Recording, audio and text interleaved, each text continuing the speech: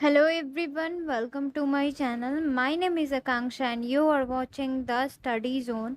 In this video, we are going to discuss the question answers from the chapter FEC Story. So our first question is, read the sentences and answer the question. It was 16 years ago that I caught him with below the bridge with a minnow. ये कुछ 16 साल पहले की बात है जब मैंने इसे पूल के नीचे से एक मीनों के सहारे पकड़ा था। मीनों का मतलब होता है छोटी मछली। तो कोई बोल रहा है कि ये कुछ 16 साल की बात है जब मैंने इसे पूल के नीचे से पकड़ा था। फर्स्ट क्वेश्चन है, who spoke this words, where were the speaker and his listeners sitting. तो क्वेश्चन है कि इन वर्ड्स को किसने बोला और जब स्पीकर और लिसनर उस समय कहाँ पे बैठे हुए थे ये बात। तो आंसर है, N old gentleman spoke this words. एक बूढ़े इंसान ने इस बात को एक बूढ़े इंसान ने इस वर्ड को कहा था। एक बूढ़े he along with George and the narrator were sitting in a riverside inn. वो बूढ़ा आदमी, जॉर्ज और नरेटर, वो तीनों एक नदी के किनारे एक होटल में बैठे हुए थे। सेकेंड क्वेश्चन है, whom did the speaker refer to by him। Him से स्पीकर किसके बारे में बात करना चाह रहा था। इस वर्ड में स्पीकर ने हिम का उपयोग किसके लिए किया है। आंसर है, him refers to the trout kept in a dusty old glass case. तो हिम जो था वो उस मछली के लिए बोल रहा था, ओल्ड मैन, जो कि एक गंदे से ग्लास केस में रखा हुआ था, मतलब धूल भरे हुए ग्लास केस में रखा हुआ था। नेक्स्ट क्वेश्चन है, how much did the fish weigh according to the speaker. तो स्पीकर के हिसाब से उस फिश का वेट कितना था। आंसर है, according to the speaker the fish weighed 18 pounds and 6 ounces।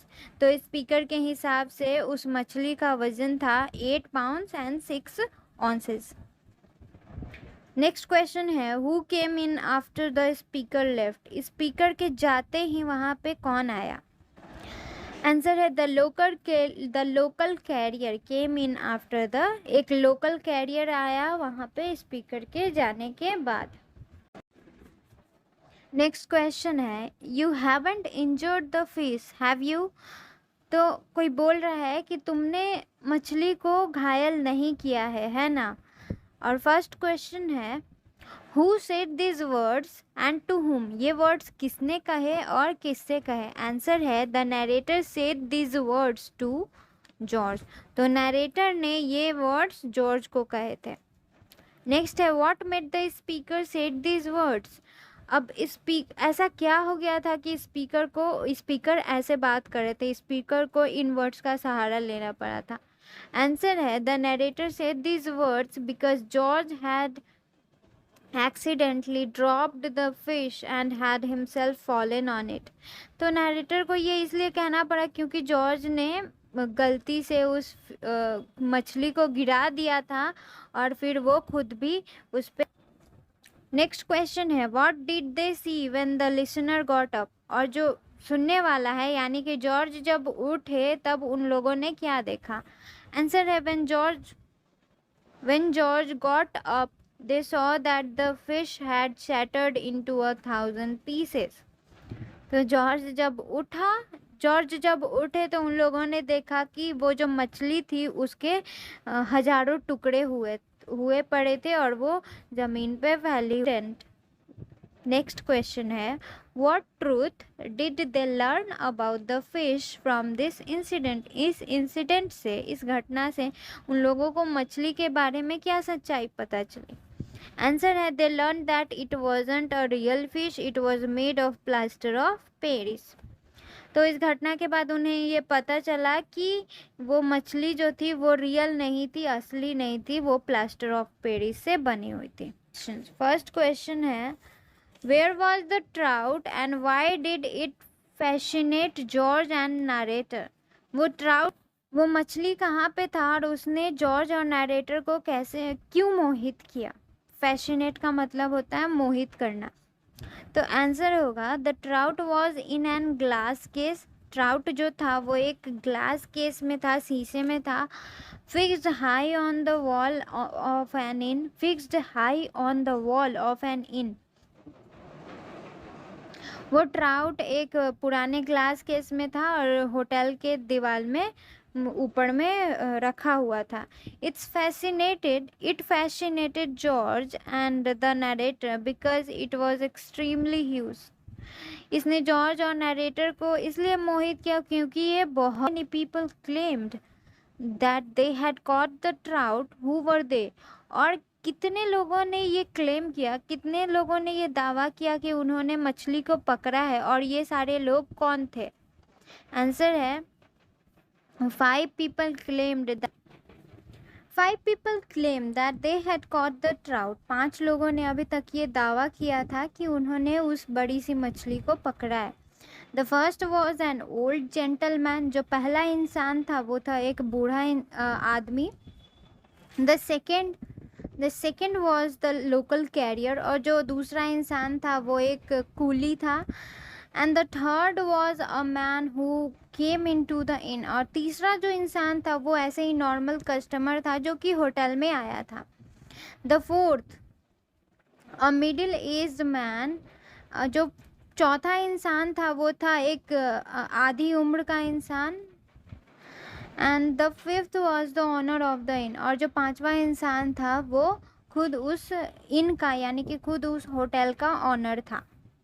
तो इन्हीं 5 लोगों ने ये दावा किया था कि उन्होंने उस बड़ी सी मछली को पकड़ा है। थर्ड क्वेश्चन है which 4 pieces of information did the carrier give about his catching the. ने वो 4 इंफॉर्मेशन जो कि कैरियर ने उन लोगों को बताया था जिसकी मदद से उसने उस ट्राउट को पकड़ा था, वो 4 इंफॉर्मेशन क्या था?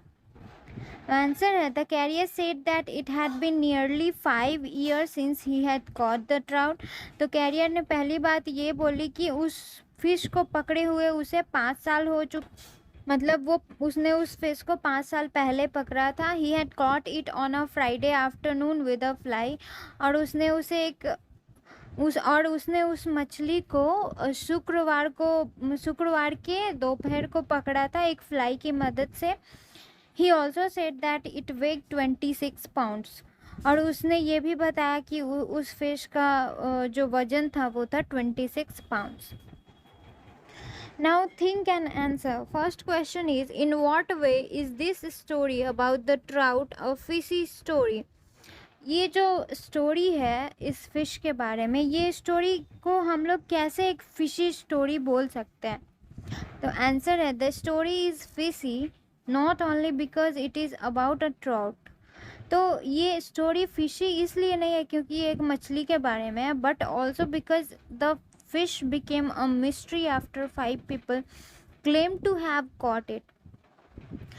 बल्कि ये इसलिए फिशी है क्योंकि ये स्टोरी फिशी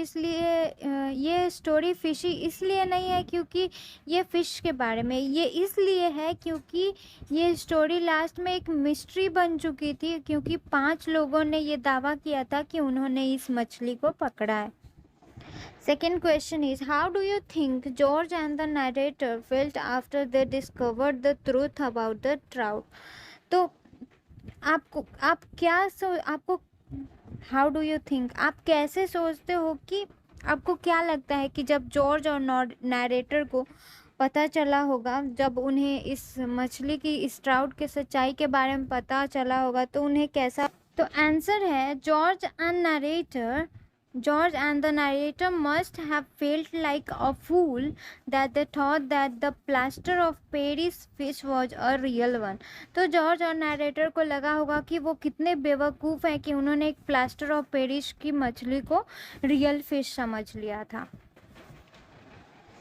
और लास्ट क्वेश्चन है हम लोगों का which part of the story did you enjoy the most and why? तो लास्ट क्वेश्चन ये है कि आपको कहानी का कौन सा हिस्सा आपने बहुत ज़्यादा इंजॉय किया और क्यों? आंसर होगा the part where George and the narrator discover the truth about the fish was most enjoyable. वो पार्ट जब जॉर्ज और नरेटर को ये पता चला था कि ये फिश जो है वो रियल नहीं, वाला सीन जो था वो बहुत ज़्यादा इंजॉयबल था, क्योंकि वो बहुत ज़्यादा इंजॉयबल था और साथ ही साथ बहुत फ़नी भी था, क्योंकि उन्होंने एक प्लास्टर ऑफ पेरिस की मछली को रियल फिश समझ लिया था। If you like this video, then give it a big fat thumbs up, subscribe to my channel and also press the bell icon so that you get notified whenever I upload a video. Jai Hind, Jai Bharat.